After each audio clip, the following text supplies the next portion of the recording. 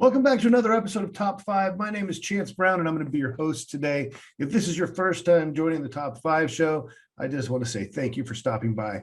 This show was designed to bring subject matter experts, top producers, and people from all over the world who have something great to share together to share their top 5 best practices in a way that you can take those and put them directly into your business. My guest today is Katie Clancy. Now, I'm going to give you the official bio. Katie Clancy is the self-avowed happiest person in real estate. She is an exceptional property specialist in Cape Cod, Massachusetts, and the leader of the top producing The Cape House brand, where she nurtures an incredible culture of service amongst her agents, in her community, and with her clients. And that's going to be the crux of what we're actually going to talk about in this episode. Katie's a nationally recognized speaker, which is where I got the opportunity to first see her, which I'll talk about in a minute. She's spoken at many NAR conferences, Inman Connect, Realtor.com Results Summit. She's been a presenter at many brokerage and realtor boards. And she actually, she was in real estate, founded one of the very first charter schools in the state of Massachusetts. She's a triathlete. She's a wife. She's a mom of 4 little girls. And she's living her dream on Cape Cod. So how did I get to meet her? I went to be a speaker at the RRC celebration in Arizona, and Katie was actually the person in the room for me. And so I was sitting through the presentation really with no expectations other than I wanted to see how she was able to move through the room. I wanted to see how the presentation went from a slides up on the screen and everything. And Katie completely blew me away. We're going to talk about what she calls civic marketing in this episode. But what I really would love for you to pay attention to is how could you take these principles that she's created to build this just awesome brand in Cape Cod and apply them, yes, to a geographic area, if that's what you're looking for, but also what about to a specialization or a niche or anything else? They're kind of universal principles for that. And so we're going to talk about the top 5 ways to build your brand in a certain area with Katie Clancy. Katie, welcome to Top 5. We are excited to have you here. I've been telling people about your presentation at Celebration because I just think that not only was it tremendous, and I went into that room because I was speaking in there after you. And I went into the room with like 0 expectations. I just wanted to see how you moved around and what the presentation looked like in case I needed to change anything up. And then I was just sitting there captivated the whole time. Like, this is freaking brilliant. And so I'm so excited to have you on the show today. And we're going to talk about civic marketing. But before we get into that, how did Katie go from I'm founding a school in Massachusetts to this incredible real estate brand? Well, thank you so much, Chance. And I'm really pleased that, so you called me up a few days ago. You're like, remember I said way back when that I was going to call you and then I didn't. And but then you did. So that's lesson number 1. Follow up is still follow up. Doesn't matter when it happens. And lesson number 2, because Katie just picked up the phone. Like, hey, look at this. Realtors answering their phone. Who knew? Hey, what's up? Yeah, absolutely. From a strange Texas number, which is, brave of me. Yeah. It's not strange anymore, though. Okay. So how did I get there? Well, my degree's in zoology. I worked in science for a while, thought I was going to be a scientist, and was actually applying for my PhD when I met my now husband. So I went for my MRS instead. No regrets. 30 years later, bunch of kids, very, very happy. And was part of a group of teachers and community members who ended up starting a charter school, one of the first charter schools in the nation in 95. That was great. I love to start stuff. I love to do stuff that people tell us we can't. And we did it. School's still going strong. But it damn near killed me because I was also trying to have a bunch of babies at the same time. And I was also thinking like, I'm not real good at punching someone else's clock. I'm not an awesome employee. Let's just put it out there. Many of us are not. Most of us aren't. So I said to a friend, I don't know, real estate. And then I was like, I don't know, those people, like, they eat their young. That's just I don't want to be one of them. She was like, excuse me, because she was a realtor. And I was like, oh, that's right. I never think of you as a realtor because, like, you have such class and you're so good to people and you're such a great community member and a great mom and all this stuff. And I just was humbled in that moment. And I said, oh, maybe I should check it out. So I did. And, fast forward this. Oh, what's our censorship level here on this Say show? whatever you want to say. Okay. It's like, this shit is hard. It's It really is freaking hard. okay. Like, people don't just hand you deals. That's what I thought of. Like, you get a deal and then you make it That's happen. how they do it on HGTV. Oh God. So I had no idea how hard it was. And so I took a big, one of those like sweat hog classes, and it was like pound the phones. This is really a soft sell. We don't do a hard sell. It was the hardest sell you've ever seen. And it felt so gross, but I was like, I don't know what else to do. So I am like teetering on burnout. I was about a year or so in. I had 4 kids. I thought I was only having 3. In the middle of getting this real estate thing off the ground, I happen to have another baby. I'm real good at that. I'm good at a lot of things, not good at directions, great at having babies. So I'm having this 4th baby. 4 girls, by the way. 4 girls, yes. That's a lot of estrogen in one house for your husband. You got that right. Yeah, it's like $10 for a tampon around here 1 week of the month. Yeah. Hey, so seriously too, like I learned literally yesterday, because my daughter is 15, how expensive bra shopping is. Oh, heck yes. Holy crap. I got to get a second job to afford things now. Yeah. Little pro tip, Target's not so bad in the bra department. Okay. So yeah. So anyway, I'm kind of imploding as the earth is imploding with the mortgage crisis. I'm trying to build a business while the real estate industry is falling apart. Right. And I won't give you all the gory details, but they were gory, and we're all chuckling right now, but they were dark. They were scary. I went into a lot of, I'm not going to go into all the detail right now, but suffice it to say, if you're feeling pain right now, I get you.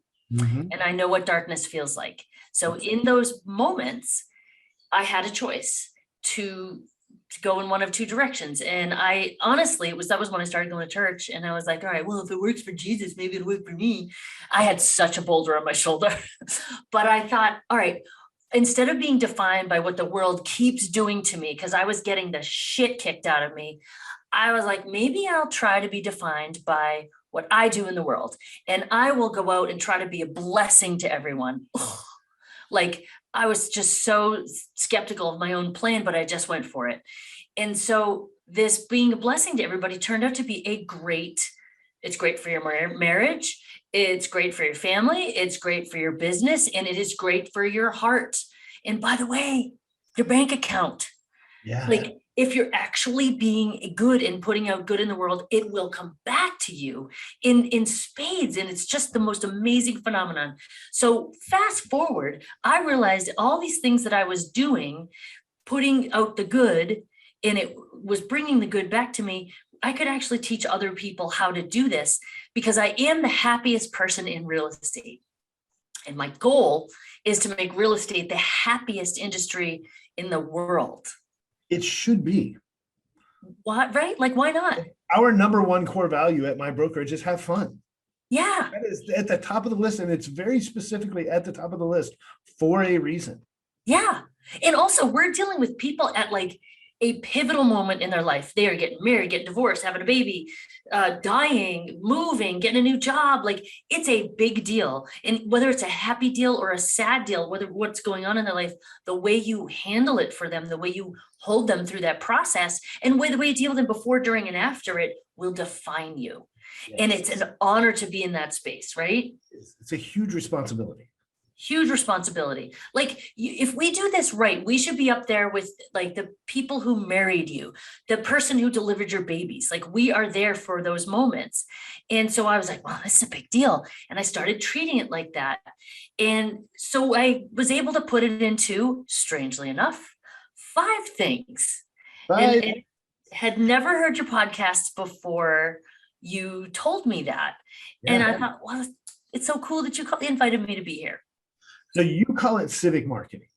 I do. But really, it's when people think real estate in Cape Cod, they think your brand. Yes, they do. Yeah. And that's really what it is. Yeah. And so it's building a culture around it. It's building all of these things, but there's really some specific steps to it. Absolutely. And yeah, one of the things that I love about this is they really, outside of one thing, but it doesn't have to even be geographically centered. Like Yep. you've done it in Cape Cod, but it doesn't have to be geographically centered. It could be within a niche. It could be within a specialty. It could be, they're just good, solid principles on brand building for specific groups. And I'm glad you talked about the brand building thing, because that's really the first, that is the essence. And everybody has a brand. I don't care if you have a logo, you have a brand. That brand is you. It is not something you are going to create. You're like, I am the biggest luxury agent in coastal Texas. Like, you're not. Let's just, if you're not yet, then your brand can evolve. You got to go with what you are right now, where so when we talk about brand building, there's the 4 steps that I give people for brand building. So this is the very first thing is I'm going to give you some quick tips on how to really develop your personal brand. But once you've figured that out, it's what you do with it. You want to go big with it, lean hard into it. So number 1, you want to know the people, the places, the price points, and the kinds of properties that you like to work with and on.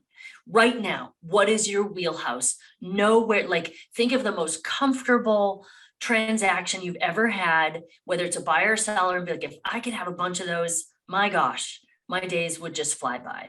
So that's the first part. So that's starting to find your audience in that brand. Number 3, so I go 4, 3, 2, 1. Number 3 would be 3 words that people use to describe you, positive ones, preferably. So go into your reviews. What are the words that show up? And you may not use things like kind, hardworking, integrity. If you are not kind, you don't work hard, and you don't have integrity, get out of this business. What's special about you beyond those things? So it might be your attention to detail, your personality. You're like, I get a lot about, she's so personable. Like sometimes I also get like, she's a viper, like when it comes to negotiating. So what is it that makes you? What are the words that you hear a lot? And if you're not sure, pick up your phone right now, text the people who know and love you and say, what would you say 3 words are to describe me? And you can do it with your clients. It's actually a great way to reach out to your clients, by the way, past clients. We talk about that when we talk about this particular exercise. So with all of our business planning, we talk about just doing a SWOT analysis. Yes. But we have people do a SWOT analysis on them, but then we have people go out to their client base and actually get them to do a SWOT analysis on them, because we're really good at pointing out our flaws. We're not great at pointing out our strengths. We are, we'll just say, jaded and cynical a little bit about opportunities and threats part because of what we do for a living. But hearing from the outside is great, but also the beauty of going to your client and having them participate in this is they feel like they're part of your business, and by virtue of that, they want to support it. Well, they really are. I mean, like who better to sing your praises? Who better to talk about you than someone you've already served, who has evidence of your awesomeness? Yep. So we did the 4 P's. We did the 3 things that people say nicely about you. The number 2 is I want you to go to whatever your favorite social media platform is, Instagram, Facebook, whatever, and look at what you've put on. Look for themes. Look for 2 themes that you see show up in your feed. The things that you feel inspired to post about. If it's a business account, it's obviously going to be some houses and stuff like that, but like beyond those things. So I did this exercise with one woman and she was like, oh, this will be easy. And she's like, oh, cats. I was like, okay.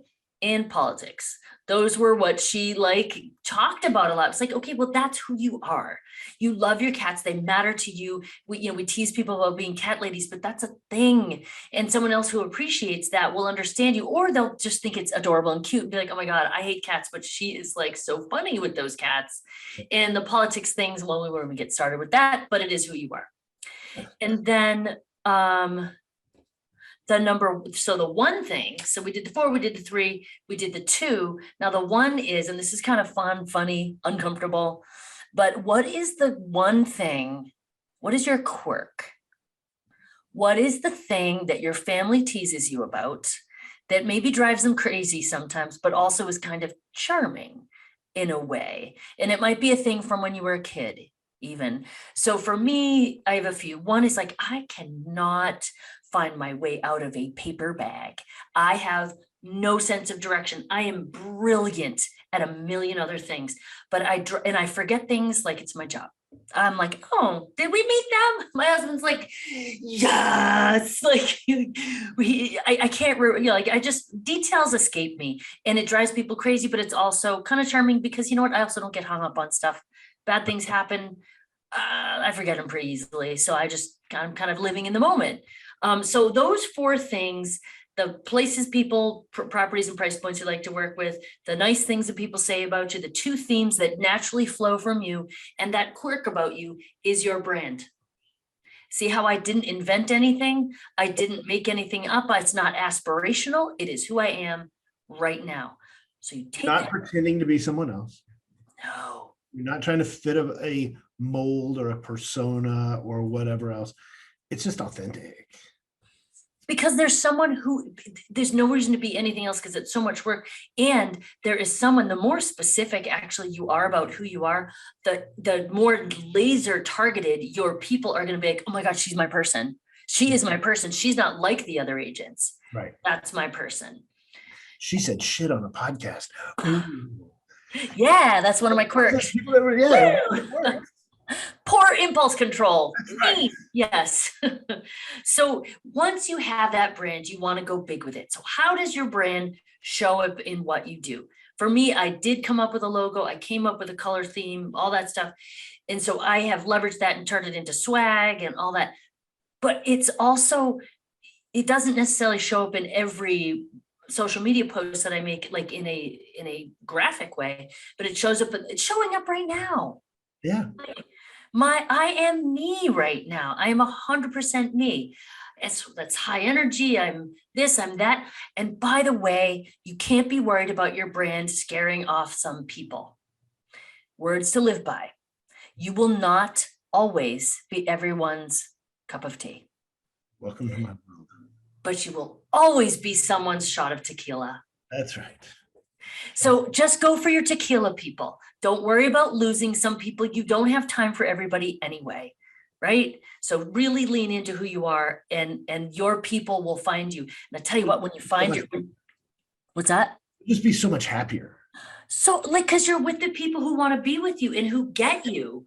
And so then you can be even more you, and you're like, oh, like you laughed at my jokes, or you appreciate how retentive I am about my details, or whatever your thing is. The people that they refer to you will most likely be like them too. Yeah. The assholes that you work with are going to refer you to more assholes. Yeah. So it's fine. Like I don't even keep in touch with some people, and they're like, it's like a cardinal sin of business building, but I don't want more of them. I just don't. So, and if you're at the beginning of your business, it's harder to be that choosy, but you also have to listen to your heart. And there's going to be some people who are going to suck the life out of you and prevent you from engaging with other people who will fill you with life. So take a few years off your liver, all those things. I tell our new agents a lot of the time, our new licensees, I'm like, the day that you get to the point in your real estate career where you can say no to somebody you don't want to work with because you can, you don't need that money to pay your bills or whatever, that's just a great day. Like those are one of the milestone days in your career that you check boxes off of. First firing, absolutely. Yep. Yeah. So we're developing our brand. We're going all in. Yep. Got to be built around it. Yeah. So it's going to show up in everything you say, do, think, write, produce. Because people need to get to know you and who you are and how you roll. So going big means you need to be relentless with it. You need to be out in the community, whether you're at events or you're posting consistently on social. You've got to get yourself out there, whatever way you want to do it. That's up to you. Some people even go as far as getting it tattooed on their arm. What? Look at you. Yeah. See? That's awesome. Exactly. Talk about commitment. I'm impressed. Yeah.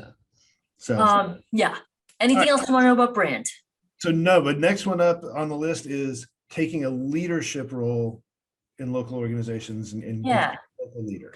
So there's 2 ways that you can show up as a local leader. So this is a way to elevate your profile. And this is good for extroverts and introverts. So if you're listening to this podcast and being like, I'm not your tequila person, Katie. Like, you're having trouble relating to me because of my mojo.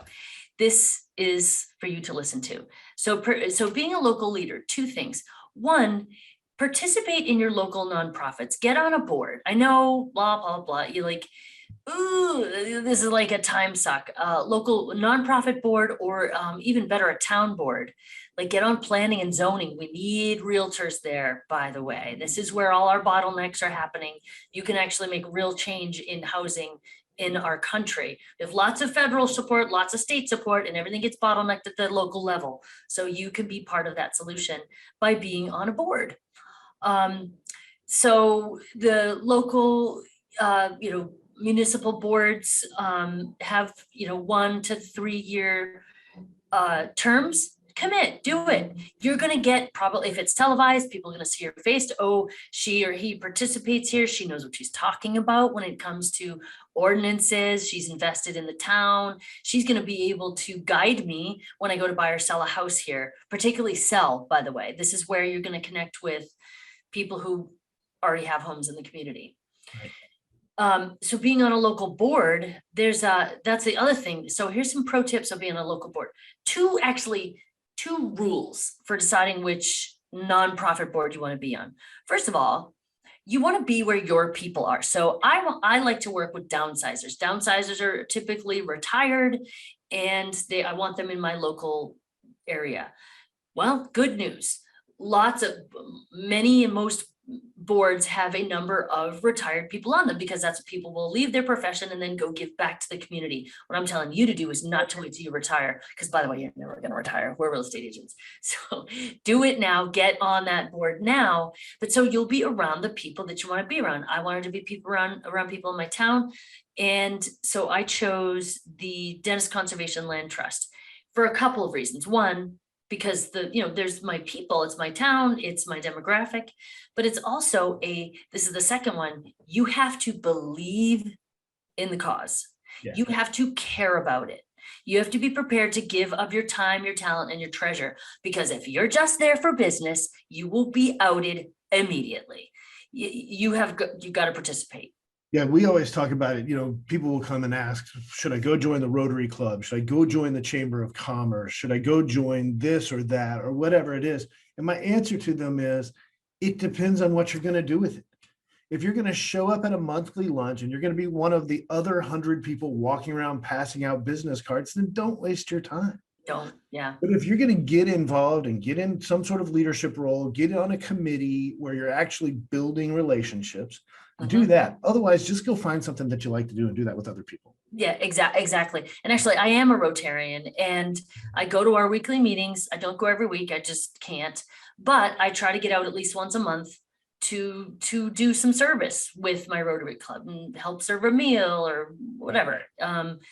So Rotary is actually a really good place to start for people. It's very well organized. It's dependable. The meetings start and end on time. If you really want to kind of get into philanthropy, get into a nonprofit or charity organization, that's a good one to start with.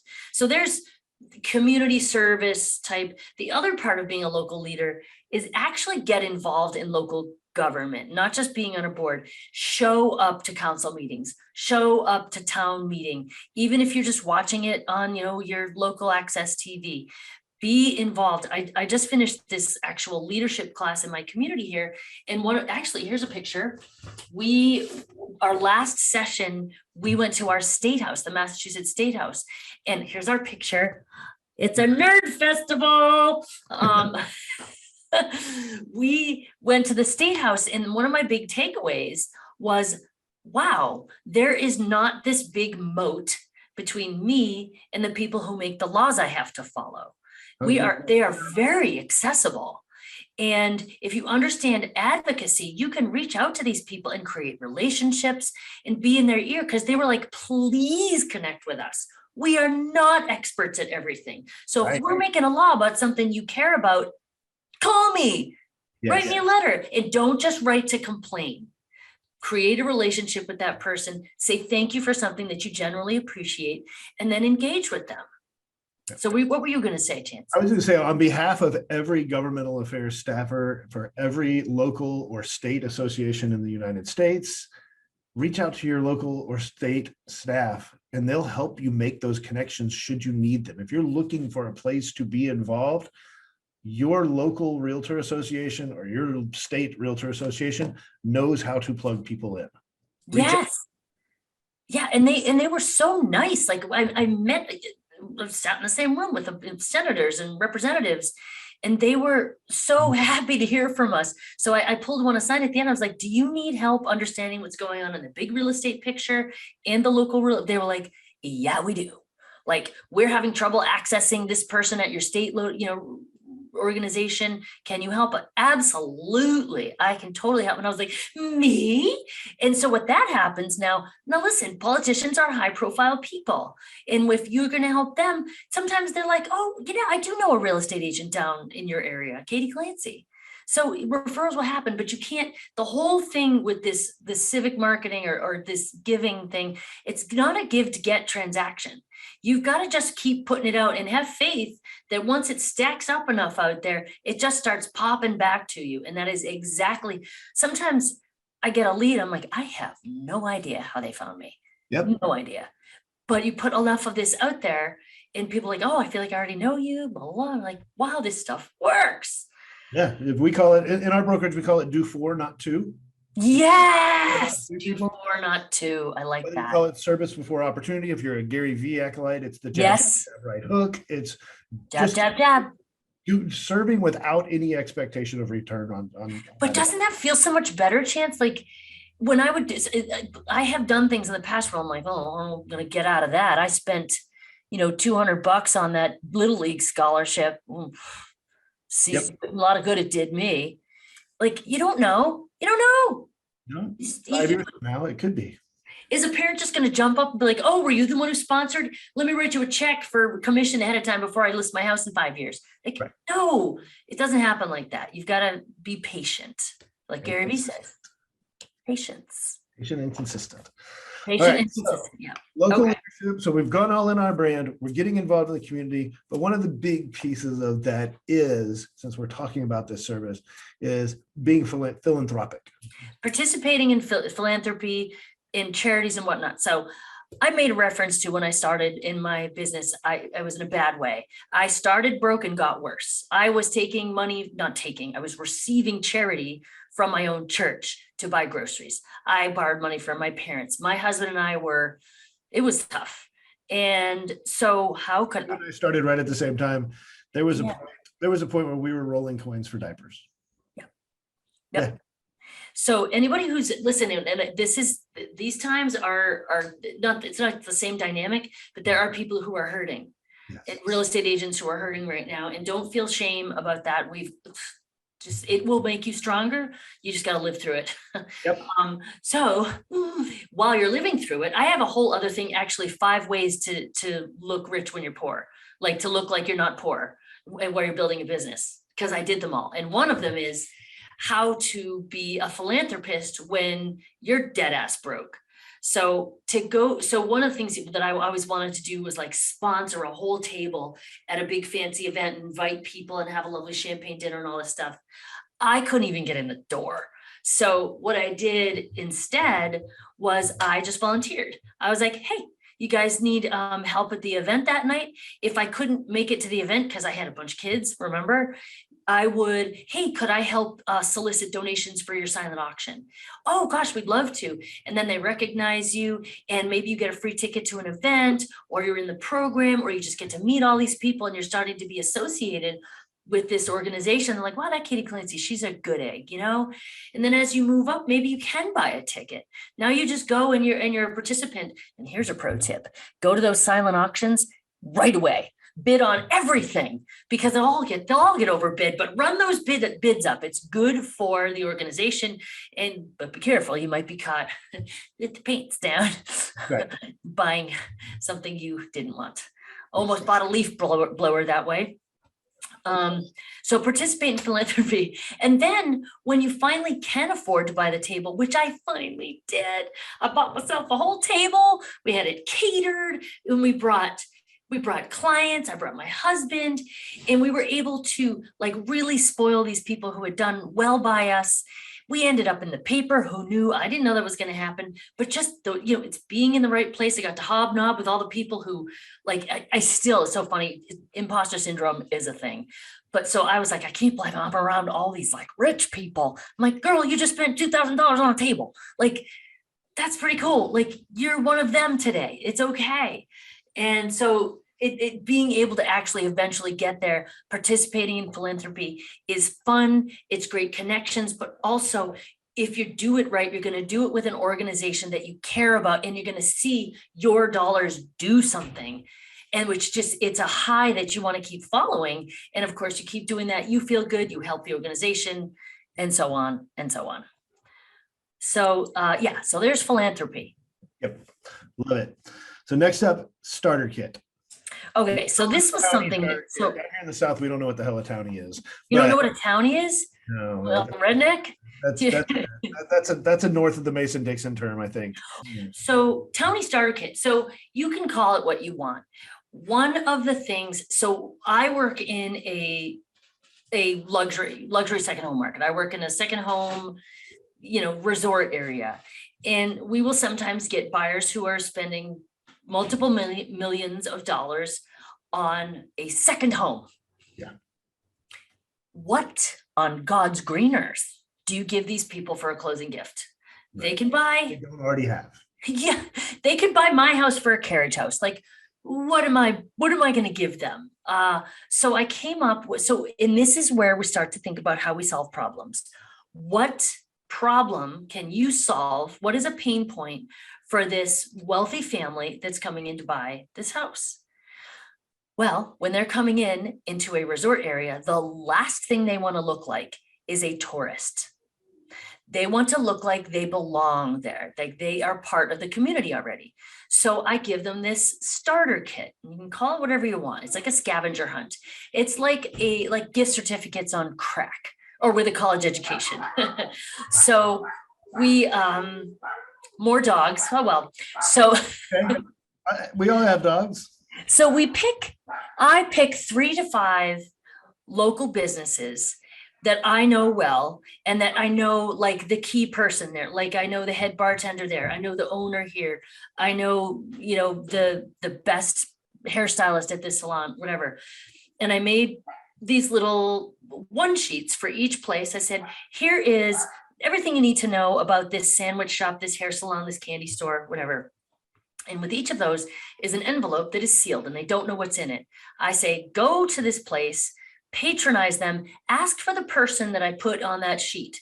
So I told you to go find Megan at the sandwich shop. She knows you're coming. When you're coming, hand her the envelope. What I've put in that envelope is after they've had their lunch, tell them, oh, Katie bought it. Katie bought your lunch. She sends me a little Venmo request, or better yet, the business says, I'm happy for the business. I'll buy their lunch. I'm happy to have them. So now the next time they go into that sandwich shop, they go, hey, Megan.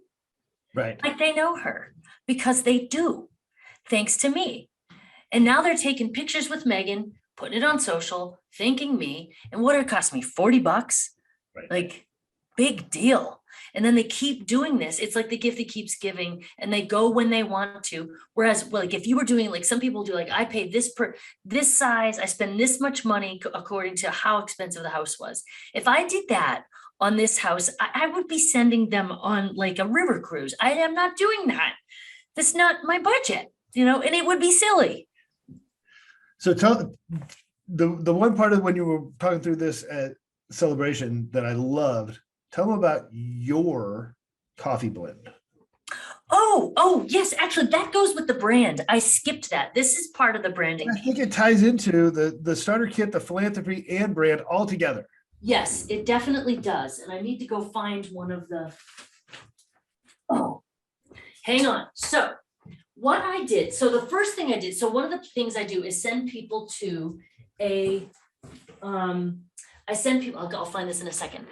I send people to a bar that I like. And we had been going to this bar a lot, me and my business partner. And after a few cocktails once, we were like, let's make up a drink. And so we made up this drink and it was pretty good. It had vodka, cranberry, and like muddled mint, like, ooh, fancy. And we're like, oh, what if we stirred it with a vanilla bean? That would be super fancy. So we did. And we called it, my brand is called the Cape House. So we called it the Cape House Martini. And they're like, it tastes pretty good. Why don't we make it a special? I was like, do it. But then I was also like, you know what? I don't want to be, I have a thing. It'll be just like purely self-serving. Oh, promote me, promote me. I was like, how about this? For everyone that they order, I'm going to give $1 to the board that I'm on, the Dennis Conservation Land Trust. Because by the way, at that time, they were trying to bring their age demographic down. So martini's kind of fun. And so I was able to get the organization in front of a new audience, promote the restaurant, and it promotes me. Yeah. And what does it cost me per quarter? Like $100, however much, but consistently it's on there, and I write that little check, and it's so much fun, and people are posting about it, and it's so great. And then my husband had this idea to partner with a local coffee roaster. And I know I have some in this office. Here it is. So these are coffee beans. And you can see Three Fins is a local coffee roaster. We made a blend called the Cape House blend, and we really created this blend. We did taste tests. We created, we really worked on it. This is something that is approved by me, and it is sold there. And each time someone buys a bag, I give $1 and they give $1 to our local housing charity, which, by the way, I was a client of at one time. Right. So it means a lot to me to give back to them. So how fun is this? And you can order this online. I'll get you the link if anybody wants really good coffee. You can order it online and find out what I like in coffee. So so that's a philanthropy thing that we do. It's going big with my brand because, boys and girls, I'm not, that's me. That's my chair. That's on everything I do. I don't have a tattoo of it yet. I'm with that. Well, and you can see over my shoulder here, that's actually our shirt that we have. And we also, on the going big with the brand, we've got koozies too, because those are fun. But listen, guys, don't get wrapped up in like going out and buying all this swag, because if you don't know how to wag it, don't swag it. Like, you got to figure out who you are first out there before you start investing in sweatshirts and all that jazz. So the Townie Starter Kit, I have a template for that in Canva. I'll give you the link to that as well. If someone wants to try to develop their own, so what would you call it in the South? Just like a welcome kit or something like that. Oh, it has to be more fun than that. Yeah. Somehow being a local. Yeah. Some listener is going to come up with a good name. I just know it. A question on the starter kit. Yes. So the idea here, like you said, is this person who is a tourist feels more local. They're tied to some of the businesses. Obviously, this benefits the business. How often does that business benefit your business because of it? Well, they give me referrals. I've done $2 million off the hair salon. I don't know how much money I've done with the sandwich shop, but I'm not worried about it. Right. I'm not worried about it at all. But it creates this reciprocal business, but it's not the intent. No. It's a side benefit.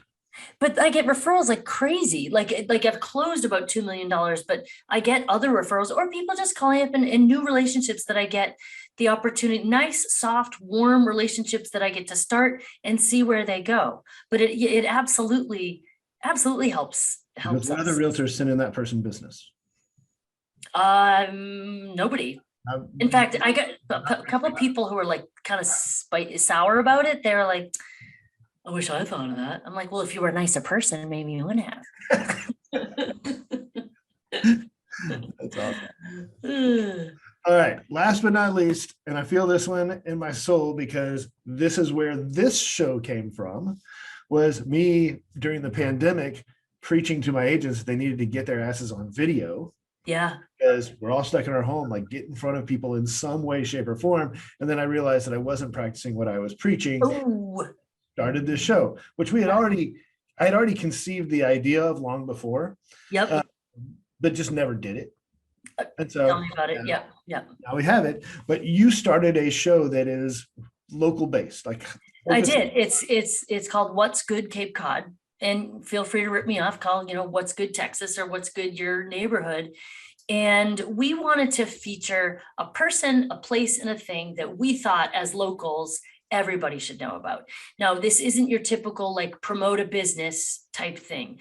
It is the people, the kinds of people we've had in the people category, everybody from a veteran of our local school committee who's just spent 20 years, like thankless job on the school committee. He's just been this, bastion of strength for our kids and through so much. And we just wanted to give him a little sunshine.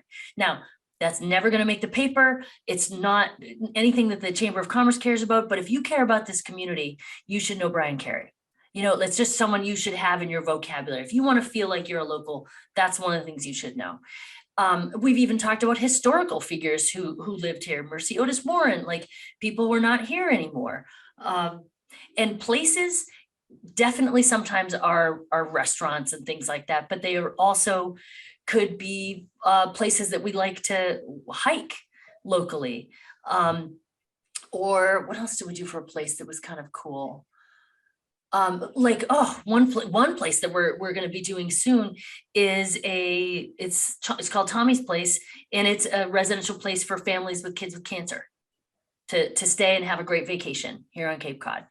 Nice. And the things that we talk about are everything from like locally on Cape Cod, the hydrangea is like the flower.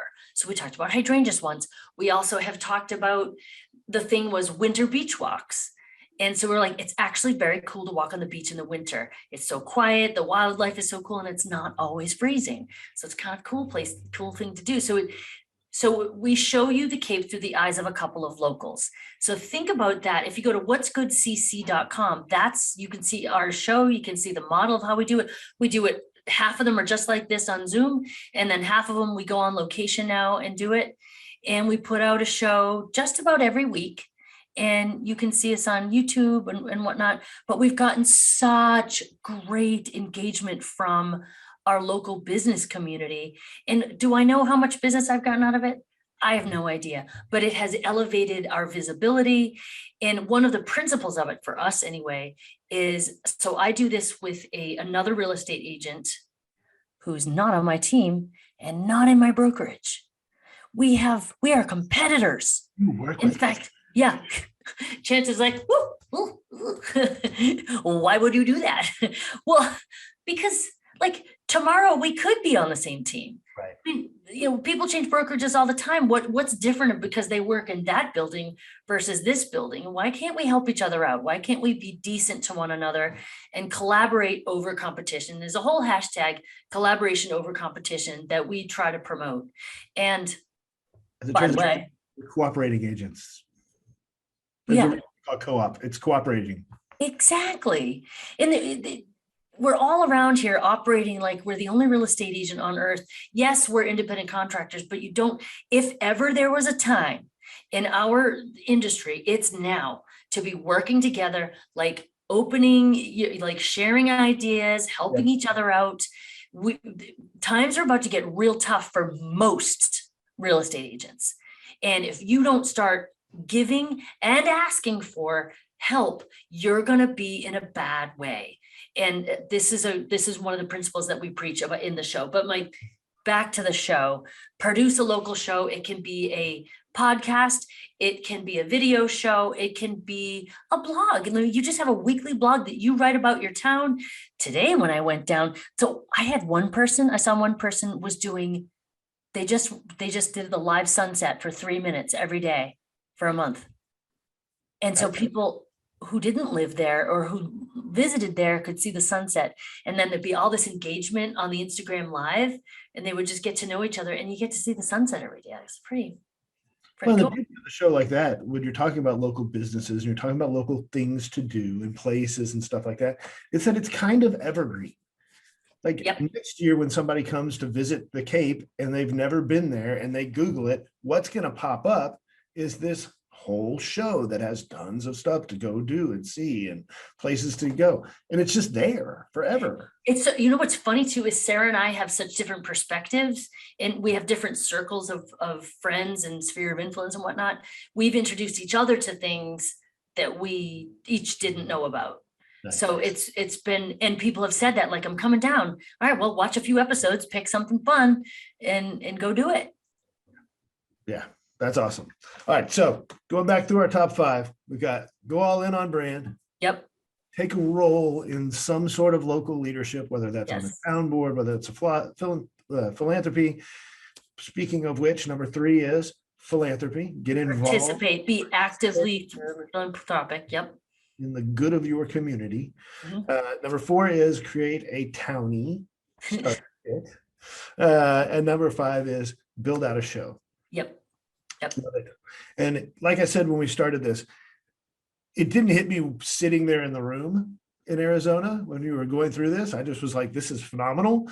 But really later, as I got to kind of pulling the string on some of these things, this is something that it doesn't have to be for your town. It could be for an organization that you're a part of, an alumni group, specialty veterans, or, you know, something that you could apply these principles to just about any kind of niche or specialty. It's just, they're just laid out perfectly. That's why I wanted to have you on. So I'm glad. Oh, I'm so glad. I hope people will do something with this. I'll make sure I get you the links to the starter kit, to the show. And if you ever want to have me on again and do the 5 ways to do things while poor. Yeah, we may need to before too long. I could do that. Everything from dressing to philanthropy to, you know, everything. Awesome. But yeah, thank you so much. No, thank you. I appreciate it. And thank you for watching. This has been another episode of Top 5. We'll be back next Wednesday at 10 a.m. with another show anywhere you find your favorite podcasts.